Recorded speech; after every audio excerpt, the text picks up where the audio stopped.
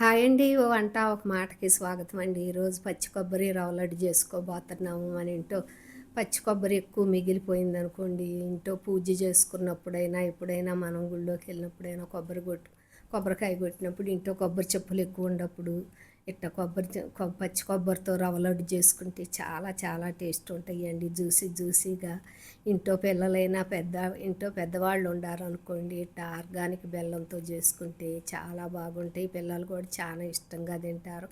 ఈ 10 రోజులు నిల్వ ఉంటాయి పచ్చి కొబ్బరి రవ్వ లడ్డుతో చేసుకుంటే. ఇది ఆర్గానిక్ బెల్లం, పచ్చి కొబ్బరి, రవ్వ, బొంబాయి రవ్వ, అదే ఉప్మా రవ్వ. ఈరోజు రవ్వ లడ్డు చేసుకుంటున్నాము. దీనికి స్టవ్ మీద మందంగల బాండీ పెట్టుకుని నేను 3 స్పూన్లు నెయ్యి వేసుకున్నాను. నెయ్యి కొంచెం ఎక్కువ వేసుకున్నా రవ్వ లడ్డు చాలా టేస్ట్ ఉంటాయి. దీనికి బాదం పలుకులు, జీడిపప్పు, కిస్మిస్లు వేయించుకుందాము. మీరు చిన్న చిన్న ముక్కలు చేసైనా వేయించుకోవచ్చు. ఈ వేగినాక ఒక గిన్నెలోకి తీసుకుందాము. అన్నీ ఒకే కలర్లో అదే నేతిలో ఇప్పుడు మనం బొంబాయి రవ్వ పోసుకుని వేయించుకుందాము. మీడియంలో పెట్టుకుని గోల్డ్ కలర్ వచ్చిందాకా, మంచి వాసన వచ్చిందాకా వేయించుకోవాలి. రవ్వ ఎంత బాగా వేయించుకుంటామో అంత టేస్ట్ వచ్చింది. దీనికి నేను ఇప్పుడు 3 కప్పులు రవ్వ పోసుకున్న, కొద్దిగా తక్కువగా 3 కప్పులు రవ్వ వేసుకున్నాను. మీరు గ్లాస్ కొలత అయినా కప్పు కొలత అయినా గ్లాసు రవ్వకి గ్లాసు పచ్చి కొబ్బరి తీసుకోండి. మీకు కొబ్బరి ఎక్కువ తినేటట్టు అయితే గ్లాసు వేసుకోండి. కప్పు ముప్పావు కప్పు బెల్లం వేసుకోండి. నేను తీపి తినేదాన్ని బట్టి కప్పు వేసుకోండి. నేను 3 కప్పులు రవ్వ వేసుకున్నాను. దీనికి 1 కప్పు పచ్చి కొబ్బరి వేసుకున్నాను.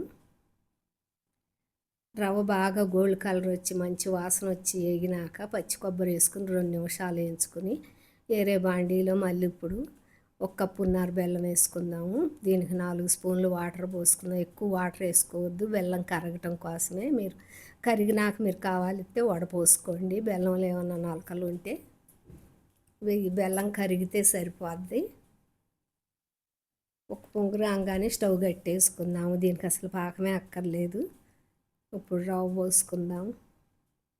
ఈ రవ్వ పోసుకుని పాకంలో తిప్పుకుని బాగా పాకం కలిసేటట్టు తిప్పుకోవాలి. రవ్వ అంతా కలిసిపోయేటట్టు తిప్పుకుని ఒక లైక్ కొట్టండి, సబ్స్క్రైబ్ చేసుకోండి. ఇదేనండి పచ్చి కొబ్బరి, బొంబాయి రవ్వ, ఆర్గానిక్ బెల్లం రవ్వ లడ్డు. దీనికి 1 స్పూను యాలక్కాయ పొడి వేసుకుందాము.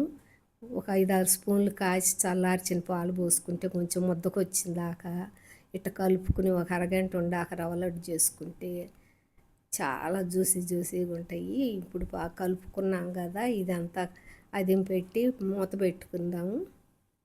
ఒక అరగంట తర్వాత మళ్ళీ తీసానండి. అంతా చూడండి, తడంతా పీల్చేసింది, పొడిలాడుతుంది. ఇప్పుడు లడ్డూకి బాగా వస్తాయి. మనం వేయించుకున్న జీడిపప్పు, కిస్మిస్లు, బాదం పలుకులు అన్నీ వేసి కలుపుకుందాము. అట్ట మొత్తం కలిసేటట్టు కలుపుకుని అడుగు నుంచి ఒకసారి కలుపుకోవాలి. చేతికి కొంచెం నెయ్యి రాసుకుని మనకు కావాల్సిన సైజులో చేసుకోవచ్చు రవ్వ లడ్డు. చూడండి అసలు ఎంత జ్యూసీగా, ఎంత మెత్తగా, చూస్తుంటేనే నోట్లో నీళ్ళు ఊరుతున్నాయి. అంత బాగుంది అసలు. మనకు కావాల్సిన సైజులో చిన్న రవ్వ లడ్డూలు చేసుకుందాము. చూడండి రవ్వ లడ్డు ఎంత బాగుండయో అసలు. చాలా ఈజీ అండి రవ్వ లడ్డు చేసుకోవటము. మన ఇంట్లో ఎప్పుడైనా పచ్చి కొబ్బరి ఎక్కువగా ఉందనుకోండి, చిటికలో చేసుకోవచ్చు. పిల్లలు కూడా స్కూల్ బాక్సులకైనా, ఈవినింగ్ స్నాక్స్కైనా, ఇంట్లో పెద్దవాళ్ళకైనా చాలా జ్యూసీగా ఉంటాయి. ఈ 10 రోజులు నిల్వ ఉంటాయి ఈ రవ్వ లడ్డు. మనం ఆరినాక ఒక బాక్స్లో పెట్టుకుంటే